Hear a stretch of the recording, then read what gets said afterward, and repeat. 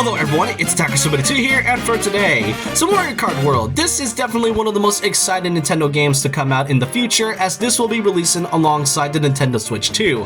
Mario Kart World is definitely a really refreshing game to see. Given the fact that we've been going through a decade of Mario Kart 8 and its deluxe version, it is nice to see a brand new Mario Kart game after so long. But one thing's for certain is that one of the biggest things that a lot of fans have taken a lot of speculation of is, well, okay, first off, the price, because first off, what the hell is this price? But second of all is also the major thing that a lot of fans would like to talk about when it comes to Mario Kart titles, that being the character roster. From just this one big trailer alone, it seems that Mario Kart World is going to be one of the biggest character rosters that we have seen, as well as the selection of characters that are chosen in this one. And there's just a lot to go over, so in this video, I'm going to be going through all of the characters that will be returned from Mario Kart 8 Deluxe, and also talking about characters that are new to Mario Kart World, as well as which characters could likely be returned from the past Mario Kart titles. Now, before I start, I do want to mention one major thing about Mario Kart World, and that is the costumes. Now, seen from this gameplay footage from IGN, it seems that the characters who have specific costumes might actually be separate characters and have their own character slots. It's not really unsure on what the character roster is going to look like, or what the character selection screen is even going to look like, but so far the costumes are in their separate slots, but it's unknown whether they're supposed to be their own characters, or maybe they could fix it later and do kind of like a similar thing they did with like the Yoshis and Shy Guy from Mario Kart 8. It's unknown at this point, but I do hope they fix it, because that's definitely going to be a mess when we get to the actual, when the game releases in June 5th. But now it's time we talk about the characters that will be appearing in Mario Kart World. Starting off with your basic characters that we've seen throughout the past years. We got Mario, Luigi, Peach, then there's Daisy, Rosalina, Yoshi, Toad, Toadette, Wario, Waluigi, Donkey Kong, Bowser Jr., Bowser, Birdo.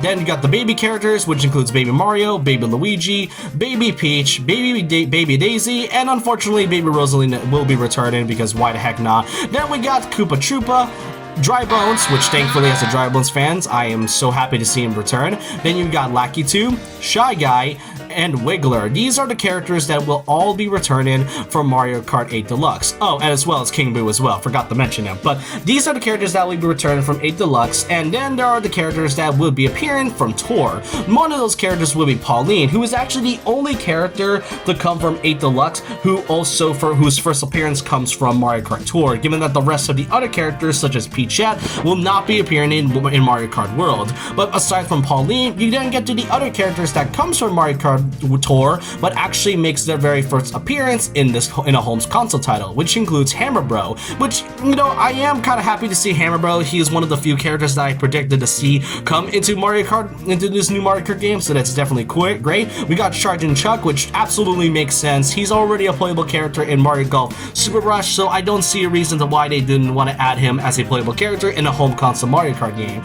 Then we get to Nabbit, who's finally making his playable appearance in a home console game. It is definitely weird how long it took for them to add Nabbit as a playable character, given the fact that he's become a little bit more of a prominent playable character in the past Mario titles, like Super Mario Wonder, and especially since his appearance in Super Mario Bros. U.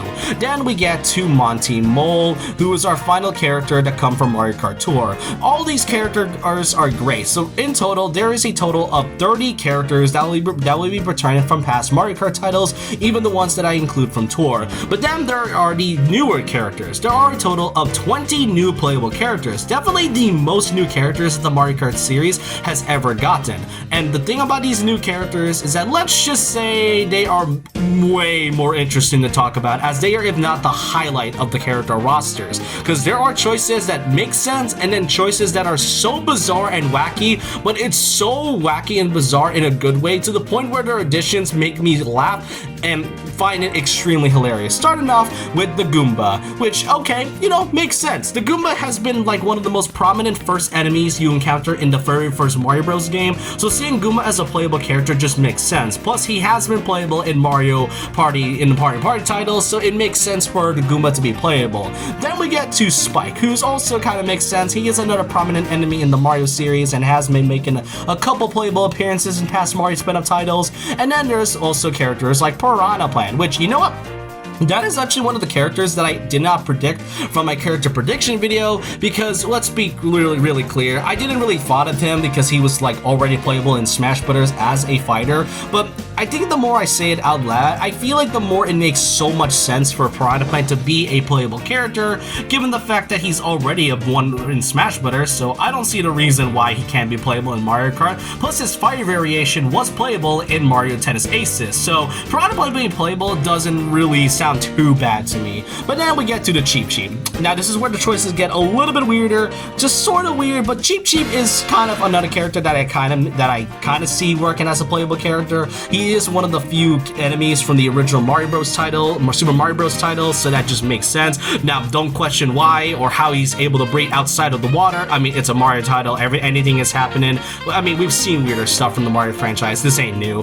And you thought the Cheep Cheep was weird? Well, let's just say it's gonna get weirder. But starting out, we then get to the Rocky Wrench, which, okay, I never really thought of them as playable characters, given that they're pretty minor enemies, but the ones I'm going to be mentioning later on are going to be so weird and obscure to the point where maybe the Rocky Wrench isn't really that much of a bad playable character. But then again, just like Monty Mole, I honestly don't see them as a bad choice, or if anything, it's just kind of funny to see them playable. And heck, I mean, if Monty Mole can get in, I don't see the reason why Rocky Wrench can't get in. Then we get to the Pinatas, which is kind of cool to see. The Pinatas are not exactly characters that are appearing a lot lately in Mario titles. They have occasionally appeared in Mario Kart games. I mean, they were appearing in games like Mario Kart Double Dash, and then they also had their own course being Delfino Square. So kind of seeing the Pinatas being playable for the first time in years since their last playable appearance was in Mario Sluggers is kind of cool to see. But then we also get to some characters such as the Penguin. They made a Penguin a playable character. Honestly, the Penguin being such a known NPC from Mario 64 feels so interesting, and now seeing them as a playable character feels kind of cool to see. Now to add some more Mario Sunshine after the Pinatas, we then get to the Cataquacks. Out of all of the minor and obscure enemies, the Cataquacks is the least characters that I have not expected to be as a playable character. The thing with the Cataquacks is that they have appeared in the past Mario Kart titles, most notably as an enemy obstacle in Peach Beach, which I think that's going to be in Mario Kart World, so seeing them being playable characters while also getting knocked out by those Cataquacks is definitely some irony right there. But the Cataquacks is gotta be one of the least predictable characters that nobody thought would be playable. And hey, let's just get more crazier, we didn't get to the Pokey.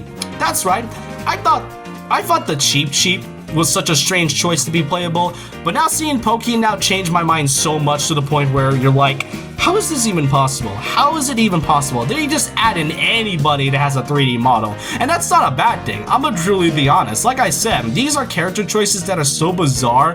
It's honestly so good in a way to make these character rosters seem more distinct than the past games titles that we've had. Then to add some more bizarreness, we didn't get to the Sting Bee. Hey, we already got a Queen Bee back in Mario Kart 7, so heck, why not? Let's add a bee character, because I mean, that can't get any more weirder. Oh yeah, it does. Let's add a dolphin. I thought the Cheep Cheep was odd. I thought the Cheep Cheep being a character was weird. And, you know, Dolphin in this one has got to be one of the most hilarious choices that I have seen. I mean, the thing about this Dolphin particularly is that he can't even ride a bike or ride a car. And the funniest thing is that he's not even touching any of the handles or the accelerator or the brakes. He is literally floating on his bike from the screenshot alone, and that's what I find hilarious. And also, he's not and now while Dolphin Shoals is not exactly one of my favorite courses from Mario Kart 8, seeing Dolphin as a playable character is such a really funny choice. Then we get to the Sidestepper. That's right. And the thing that I find kind of interesting is that the Sidestepper being a playable character actually makes him one of the oldest Mario enemies in the franchise, with his first appearance being the Mario Bros. Arcade game from 1980, I think 1981, I cannot remember. But Sidestepper now being a playable character, just like, okay, come on. I mean, Pokey and Cheep Cheep, those are funny, and the Dolphin is kind of weird, but they made a crab a playable character. What's not to like about a crab being playable? And you know, why not? Let's add a snowman. Yeah, that's right, they made a snowman a playable character. No, it's not Mr. Blizzard. It's not the enemy Mr. Blizzard. This is just a typical obstacle snowman. It isn't even referenced to anything. This is just a regular snowman, and I gotta ask, what came in Nintendo's mind when choosing these characters? Whoever decided to make these these character choices, give them a raise. This is genuinely one of the funniest choices, way more. And I know I said that a few times, but that's just how bizarre these newer characters are. These are 20 new characters that have been added, and I just can't not tell what these characters are going to be. Like, you thought Pokey or the Sidestepper was such a strange thing. Let's add a regular snowman. But let's get more crazier. Let's add Parabitibud, which, you know, we got some Mario 3D Land and Mario World stuff, which is kind of cool to see. The Parabitibud is honestly one of the least funniest ones, since it's not exactly enemy data I would choose. But hey, Parabitibud, not too bad of a choice. But then we get to the Conch Doors, which is kind of cool to see. I mean, the Conch Doors are probably one of the most forgettable Mario enemies in the series, so seeing them being playable is definitely great. I bet the 10 Conch Door fans are pretty happy about this. But hey, let's get way more crazier. Let's add a Fishbone. Now, if Dry Bones wasn't gonna be in Mario Kart World, but yet they decided to add Fishbone, then that would be a valid crash out, because I love Dry Bones. So, but a Fishbone. We got Cheep, we got Dolphin, and now we got a literal dead skeleton fish in the game. This cannot get any more crazier.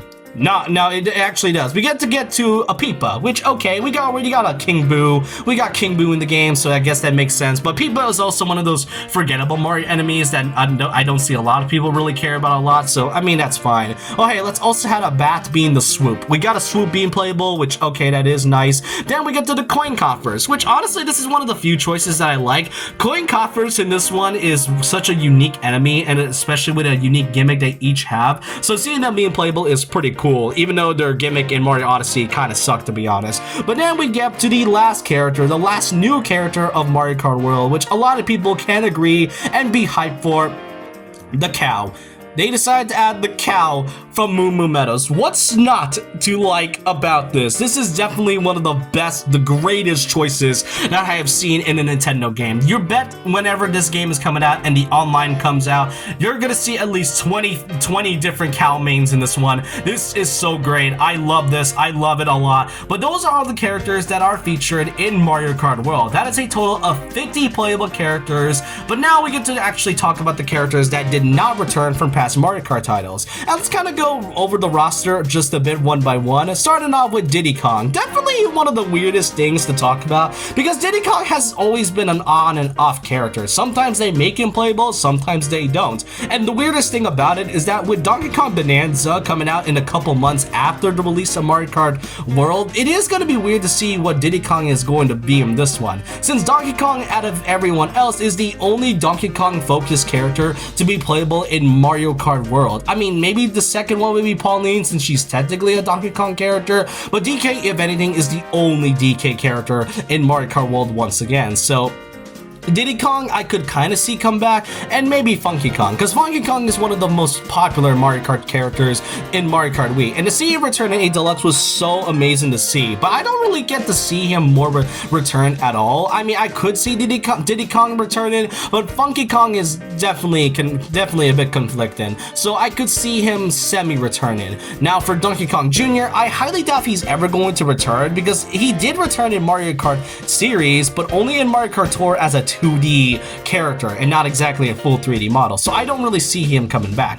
Kamek, though, is definitely kind of disappointed to see not returning, because he is one of the few characters that was supposed to be in Mario Kart so long ago, but just took so long for him to be playable, that him being in 8 Deluxe was such a great way to make him a playable character after being shafted for so long. And now in his role in Mario Kart World, it turns out that he's going to be an item, so depending on how it goes, then Kamek may not be a playable character again, which is definitely frustrating given that how long it took for him to be playable. But if they decide to not make him playable again, then that's kind of fine by me. There's already a huge enough character roster that Kamek being removed, while disappointing, is not exactly a big loss. If anything, Dry Bowser could likely be a bit of a bigger loss, because, you know, Dry Bones, if they decide to not bring him back but kept the Fishbone, then Dry Bowser better return. I like the character's design. I love the character design, and he's one of my favorite playable characters from the Mario spin-out title, so please bring back Dry Bowser. If they decide to add Fishbone, why not add Dry Bowser?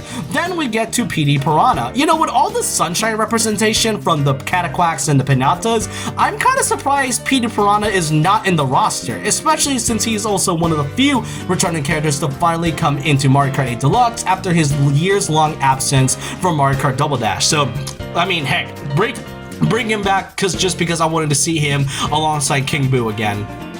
Then we get to some of the most okayish characters to talk about, and that is none other than the Koopa Paratroopa. Not much to go over, it's literally just a Koopa with a red shell and wings, not much to go over, but with costumes now being here, I don't really think there's any reason to give him a costume, if anything. But then we also get to the Koopalings, by far one of the most mixed character additions I had to mention, because when I was predicting the character roster for the upcoming Mario Kart title, I only put them in the middle because they were definitely a mixed bag to say at least. Many fans like them nowadays, but they were absolutely tiring to see in modern Mario games nowadays, especially during the Wii U era. So the Koopalings being the only new characters to be added in the original Mario Kart 8 definitely soured the mood a lot, but I wouldn't be surprised if they decide to bring them back as playable characters unless they wanted to kind of expand them more as a playable character.